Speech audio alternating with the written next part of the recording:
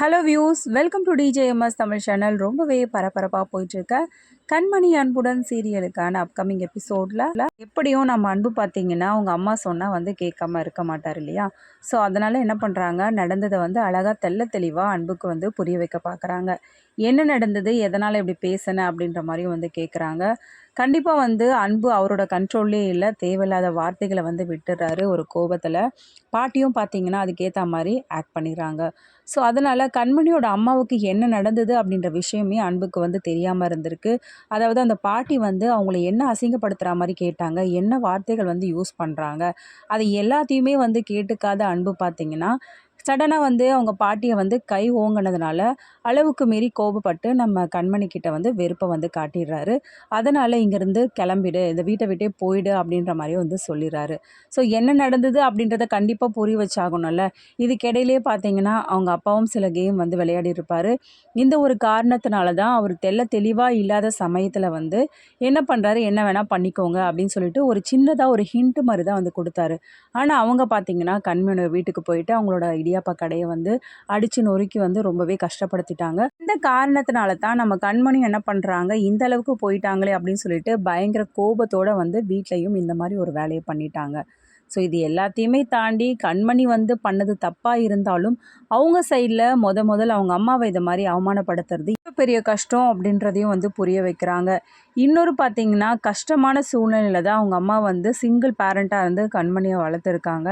இப்படிப்பட்ட சூழ்நிலையை ஒரு அம்மாவை இப்படிலாம் சொல்லும்போது இந்த பொண்ணால் தான்ப்பா தாங்கிக்க முடியும். அதனால் வந்து நான் கண்மணி பண்ணது சரின்னு சொல்ல வரல.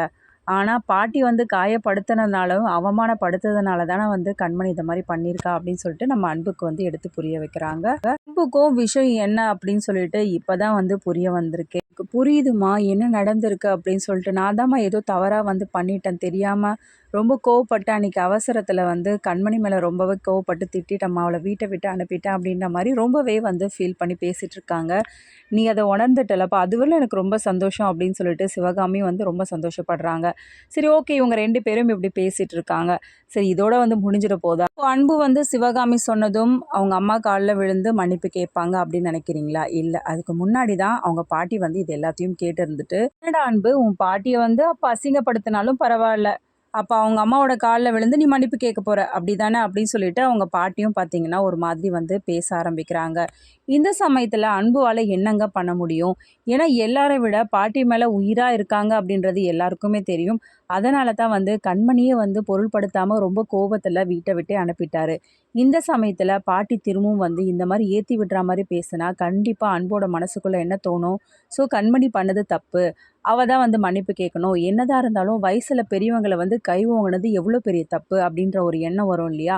ஸோ அதனால் அன்போட மனசை மாற்றணும் அப்படின்றதுக்காக திரும்ப பாட்டி என்ன பண்ணிகிட்ருக்காங்க, அப்போ என்ன அசிங்கப்படுத்தினா பரவாயில்லல்ல அன்புனுக்கு, பரவாயில்லப்பா அப்படின்னு சொல்லிட்டு பயங்கரமாக ஆக்ட் பண்ணிகிட்ருக்காங்க. எல்லாத்தையுமே புரிஞ்சிக்காத அன்பும் பார்த்தீங்கன்னா பாட்டி வந்து உண்மையாக தான் நடந்துக்கிறாங்க அப்படின்னு சொல்லிட்டு நினச்சிக்கிட்டு பாட்டி பக்கம் தான் வந்து சப்போர்ட்டிவாக பேசிகிட்டு இருக்காங்க.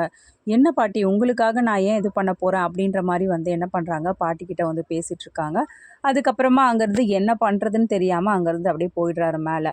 இந்த பக்கம் அப்போ தான் வந்து பாட்டி பார்த்திங்கன்னா சந்தோஷப்படுறாங்க. இன்னொரு பக்கம் வந்து நம்ம சிவகாமியும் வந்து திட்ட ஆரம்பிக்கிறாங்க.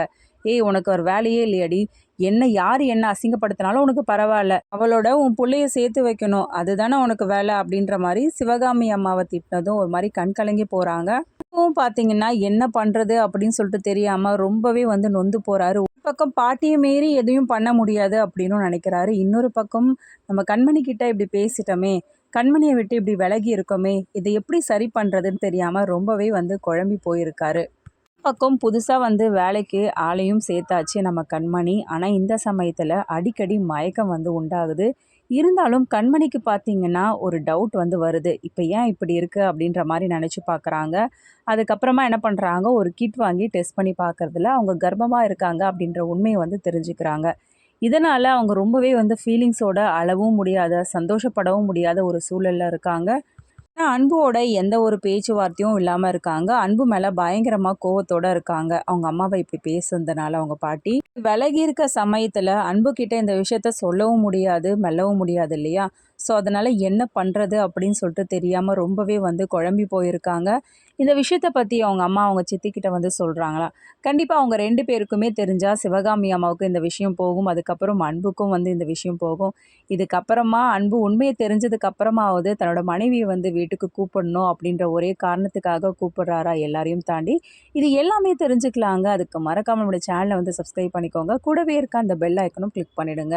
அப்போ தான் நான் போடுற அடுத்தடுத்த வீடியோஸ் உங்களுக்கு நோட்டிஃபிகேஷனில் வரும். ஓகே வியூவர்ஸ், தேங்க்ஸ் ஃபார் வாட்சிங் திஸ் வீடியோ.